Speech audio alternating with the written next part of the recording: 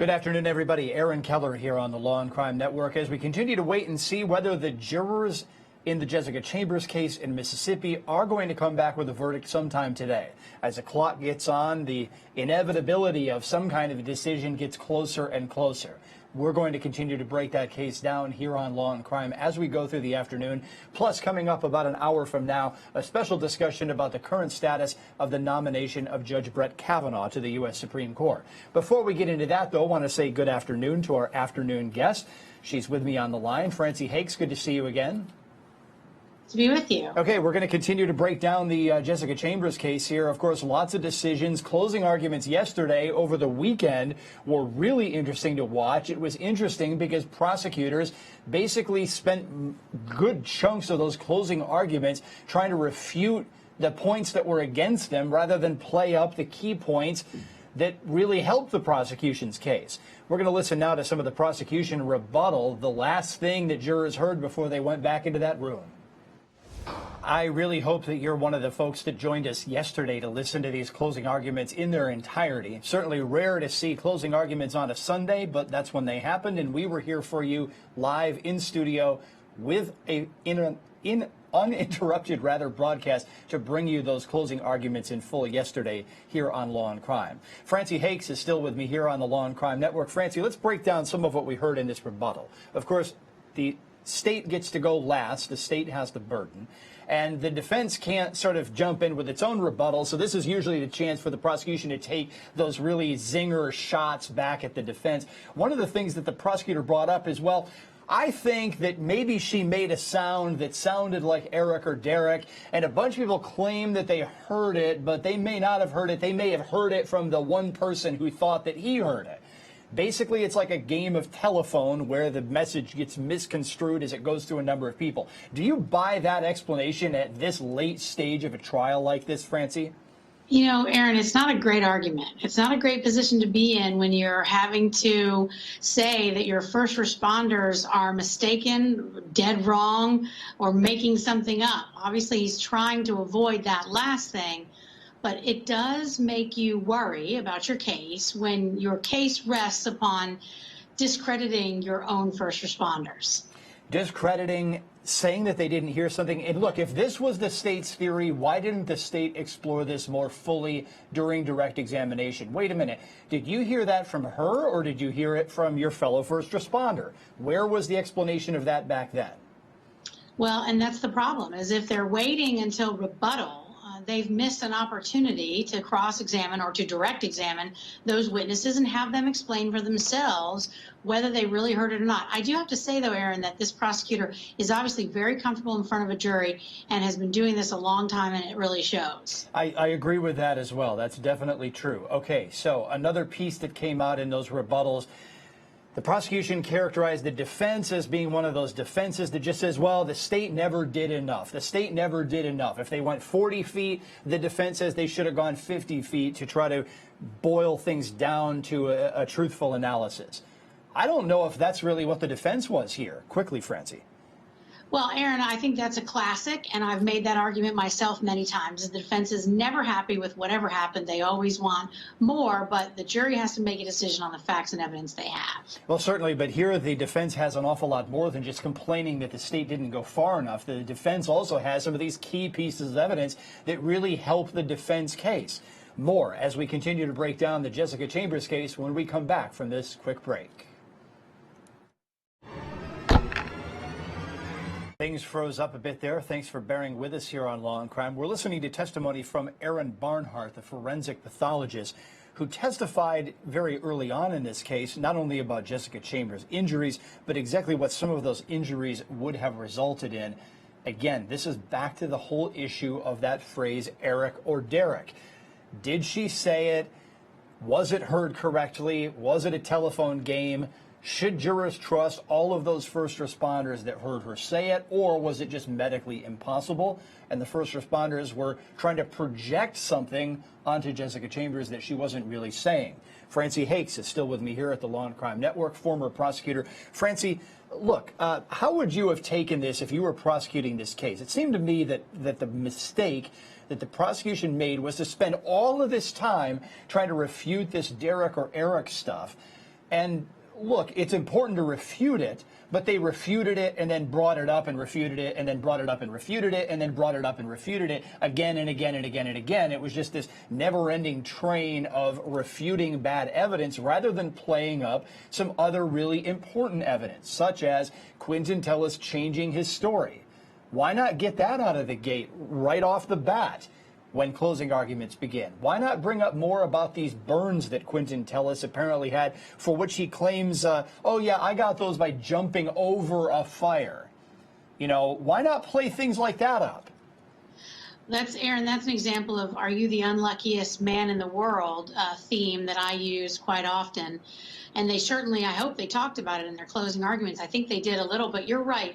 They are really emphasizing and re-emphasizing the point about the first responders. And I think that the reason, obviously they have a reason, they think it's a problem, and they think it's a big problem, and they think it's a bigger problem than anything else.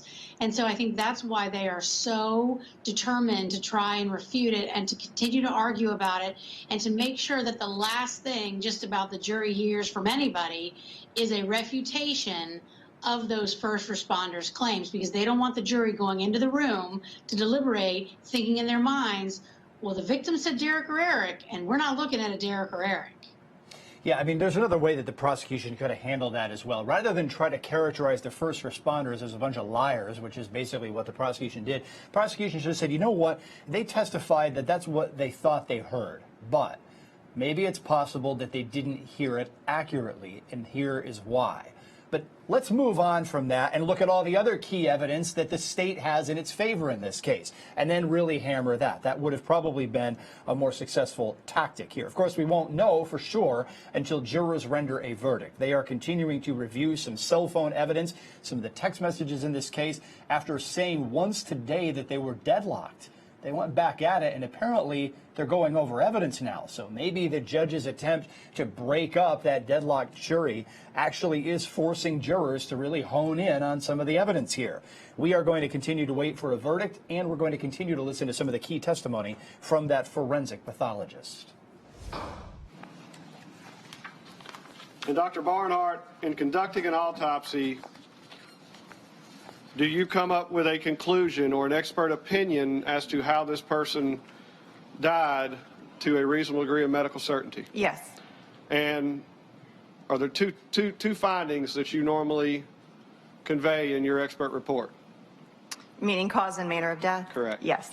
And in Jessica Chambers' case, did you determine the cause of her death? Yes. The cause of her death was soot and smoke inhalation and thermal injuries. And did you determine a manner of death? Yes. The manner of death is... The manner of death there, homicide. The cause of death was soot and smoke inhalation, along with the burns that Jessica Chambers suffered. It's a very, very emotional case from the perspective of what happened to the victim. And prosecutors really did not play up that point on closing arguments yesterday either. They touched on it briefly at the end of the closings, but they really didn't drive it home. They didn't drive it home with pictures, and they didn't really drive it home with a lot of words. Let's continue listening now to more testimony from the forensic pathologist. Correct? Yes. And lined by hyperemic Yes. mucosa. Yes. Okay. Yes. And if you will, just a bit further down, let me inquire about, says bronchovascular tree is normal in configuration. Yes. Okay, and that would mean? That the structure of the lungs was normal. Okay. And just a little bit further, the tongue itself, Miss Jessica's tongue, would have been atraumatic, correct? That's correct. Okay, and again, just atraumatic means absence of injury. Yes, and specifically we're referring to muscular injury like contusions, for example. Yes. Francey Hakes, I want to ask you about some of the tactics here as we continue to look back at the testimony. Look, the testimony is the evidence, and the prosecution has some of the most horrific injuries that have ever been suffered by any victim in any case that we've covered here at Law and Crime. But on closing, the prosecution didn't really push that. We didn't see the pictures up there again. We saw them during evidence. We didn't see them during closings. Was that a failure? Yeah, Aaron, I'm sure they have their reasons, and that prosecutor is obviously quite seasoned and experienced, and I'm sure he has his reasons for not doing it. But I never wasted an opportunity, what I considered an opportunity, to remind the jury the stakes and to remind the jury who the victim was, and most importantly, what the victim suffered. All they hear in court day after day in trials like this is testimony that seems dry. They may seem pictures. And so the closing arguments are the opportunity for the prosecutor to remind the jury what they're there for and why they're sitting in the box, and that it's because that man right over there in the dock made this victim suffer these horrific injuries and doesn't even seem to care about it, or is lying about it now. And there's all sorts of tacks that you can take, but I do think that seems like a missed opportunity to me. Yeah, I mean, it's one thing to push an argument too far by making the argument all about sympathy for the victim, and we've seen cases where that has happened. And that leaves me with a really funny feeling, because look, it's one thing to have empathy and sympathy for a victim. It's another thing to make a judgment that a particular defendant is guilty of committing a particular crime. I have to separate those two out in my head because they're different decisions. They're different things. I think we should always be empathetic and sympathetic for a victim, and especially for a victim's family that's left behind. It's a different mechanism mentally to look at a situation logically and say, did this person do this, and did the government prove it beyond a reasonable doubt? Those, at least that's the way that I look at it. I think that they could have done a better job of connecting.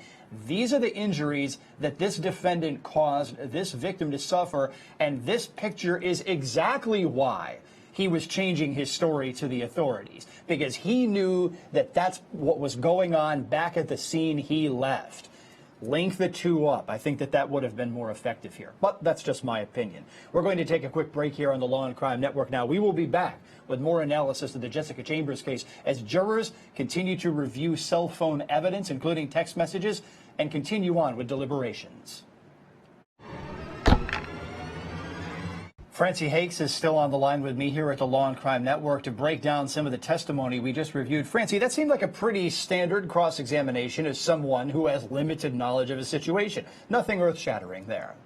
No, nothing earth-shattering, but obviously the keys have become quite key because of some of the DNA evidence that was talked about and brought forward during the trial. I thought that witness did quite a good job. I have to say I don't see Southern witnesses very often these days since I spend a lot of time in California, so it's really nice to hear that Southern accent. Reminds me of home. But I think that was a standard cross-examination. He tried to point out that this witness was not the one who found the keys. He doesn't really know where the keys were, and he only photographed where that other person told him he found the keys. You know, the defense made some interesting arguments during closings yesterday about those keys, and one of them is that the DNA test wasn't the best, most presumptive DNA test out there that connects the keys to Quentin Tellis. They used basically the male chromosome, which is passed on from father to son and whatnot, to try to connect Tellis. They said basically he couldn't be excluded as a source of DNA on the keys, but the full-blown DNA profile of Quentin Tellis was not on the keys, and the defense really tried to make that seem like a weak spot in the prosecution's case.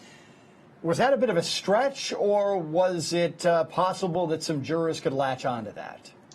Yeah, Aaron, that's a good tactic. I mean, jurors like to hear, and we see on TV, and it's a reality that when you do have a full profile, you can say that the odds of it being anyone but the person sitting in the dock is, 1 in 8 billion or something outlandish like that. And so then you can say, okay, well, that's 100% certain it's that guy. And if you don't have a full profile, you can't do that. But I think it does allow the prosecution to make the argument of how unlucky is he. He happens to be, his phone is in and around the scene. He has burns when the victim was burned. He can't be excluded from having touched the keys. At some point, the evidence that he was there on the scene and responsible for this young woman's death becomes overwhelming. We are going to continue on now, Francey, with our review of key testimony in the Jessica Chambers case as we wait to see if jurors are going to come back with a verdict this afternoon. Let's move on now to Deputy Chuck Tucker. He's also with the Panola County, Mississippi Sheriff's Department.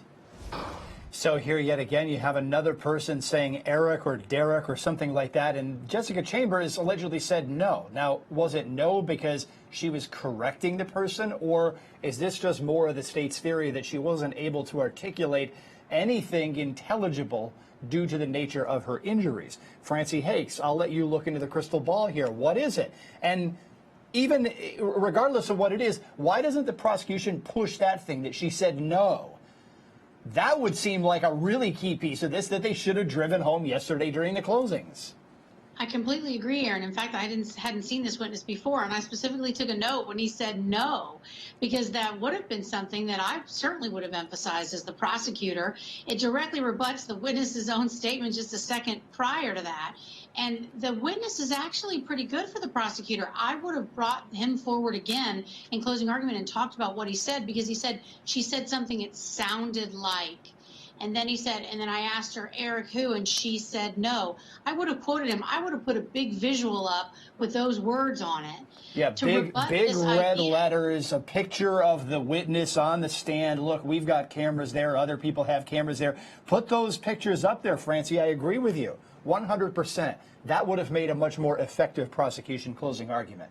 Jurors are continuing to deliberate in the Jessica Chambers case. We're going to take a quick break and be back with more analysis on the flip side.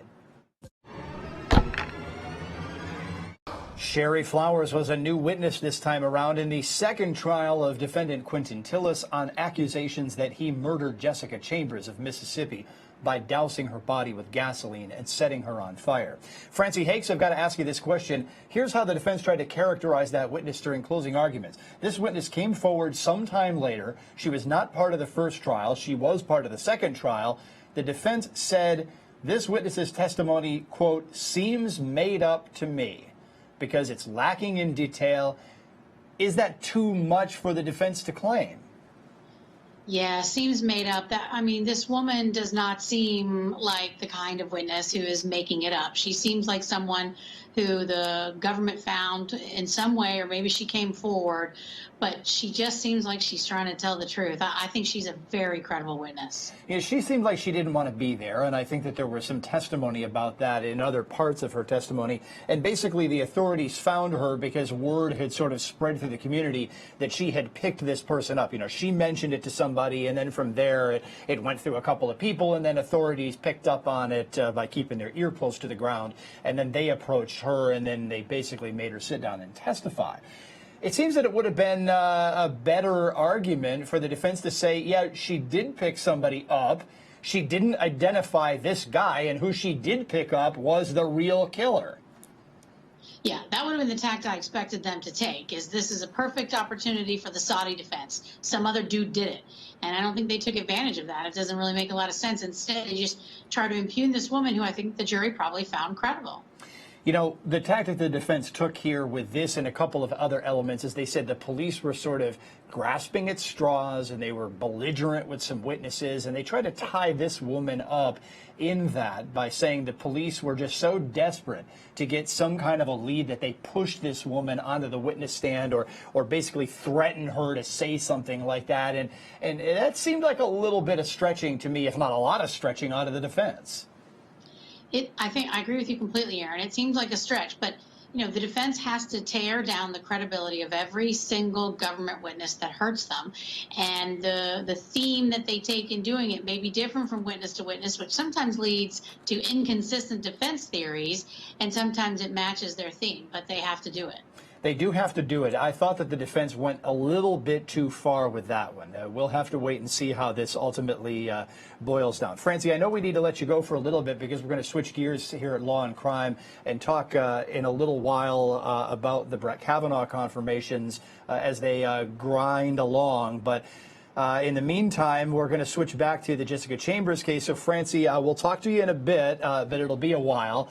And let's listen now to Will Turner, who witnessed a suspicious man at the scene when Jessica Chambers was set on fire. This mysterious person who was at the scene, prosecutors tried to say later on in this case, was probably this over-the-road trucker who stopped to try to figure out what was going on or maybe render some kind of assistance or something like that. Francey, look, it's proper for the defense to try to say there was somebody strange at the scene there, and the state tried to refute it. They didn't make a big deal about it, though, either side. They didn't, and I find it a little mysterious because he does seem like a good fall guy. He seems like somebody that could be blamed. I mean, oftentimes the first one to discover a body or a victim is the prime suspect, and I gather that he wasn't or never was or was discounted early, so it was a little bit of a mystery to me. Well, you know, his name probably wasn't Eric or Derek either, and so the defense has to kind of pick a tactic. It is possible for the defense, because the defense doesn't have to prove anything. They could throw all of these wild card what-ifs. Oh, it could have been this person, it could have been that person. But the more the defense does that, the more the defense really sort of loses credibility. Very true, Aaron. I mean, you usually have to pick at least just one or two defense themes and stick to them. Otherwise, the jury doesn't believe anything you've said, and they go with the government. Exactly. Francey Hakes, I know we need to let you go now. Appreciate you joining us this afternoon here on Law and Crime. Thanks, Aaron. Okay, a quick note here as we continue to discuss the Jessica Chambers case. There's a lot more to be said about this case. If you'd like to continue to dig into it, my colleague Jesse Weber is going to pop up in just a second to explain how you can.